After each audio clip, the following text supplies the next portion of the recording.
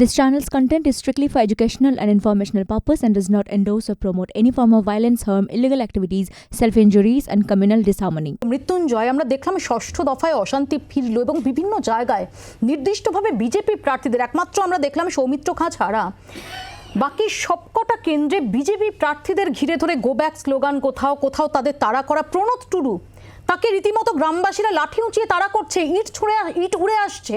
তার নিরাপত্তা রক্ষে তিনি জখম হয়েছেন, তিনি অসুস্থ হয়ে পড়েছেন, সংবাদ মাধ্যমের গাড়ি আক্রান্ত, প্রার্থীর গাড়ি ভাঙচুর হয়েছে। না মানে দুটো জিনিস আছে। এক হলো, প্রথম কথা হলো যদি রক্ষকই ভক্ষক হয় তাহলে খুব মুশকিল।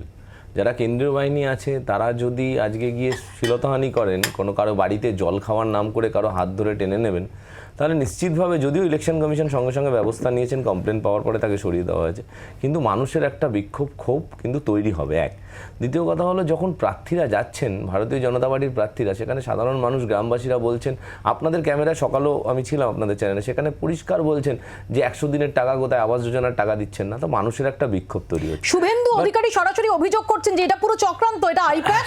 শুভেন্দু অধিকারী নন্দীগ্রামে আমাদের যেইভাবে বাড়ি বাড়িতে গিয়ে প্রচার করছেন মাইক লাগিয়ে, মানে টোটোতে করে, যে তৃণমূল কংগ্রেস করলে আপনি ভোট দিতে বেরোবেন না, গত দুদিন ধরে যেই ধরনের প্রচার করেছে, যেইভাবে ভয় দেখা হয়েছে যে বাড়ি পুড়িয়ে দেবো, তৃণমূল কংগ্রেসের প্রত্যেকটি নন্দীগ্রাম 1, নন্দীগ্রাম 2, প্রত্যেকটি তৃণমূল কংগ্রেসের ধরে ধরে যারা নেতৃত্ব দেয় তাদের অধিকাংশের নামে কেস করা হয়েছে, তাদের তুলে নেওয়া হয়েছে, পুলিশ অ্যারেস্ট করানো হয়েছে।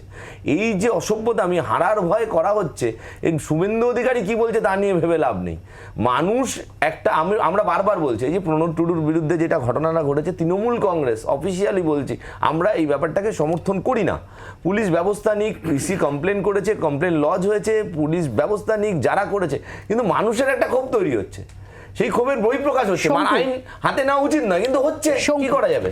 দেখুন, নন্দীগ্রামে আমাদের কর্মী খুন হচ্ছে আর আমরা লোককে হুমকি দিচ্ছি, তাহলে এক কোচি অডিও শোনাতে পারতেন আপনাদের। তৃণমূল কংগ্রেস কিন্তু বেশ কিছু ভিডিও গত কয়েকদিন ধরেই তারা বাবা সে ভিডিও সকালবেলা আপনার স্টার প্লেয়ার হচ্ছে দেবাংশু আপলোড করে দিয়েছিল মর্নিং এ।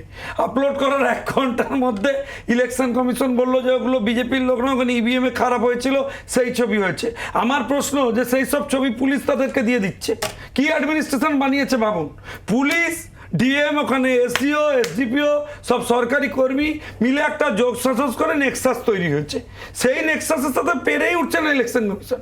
বহু জায়গায় পুরো অঙ্ক কষা অপারেশন চলেছে।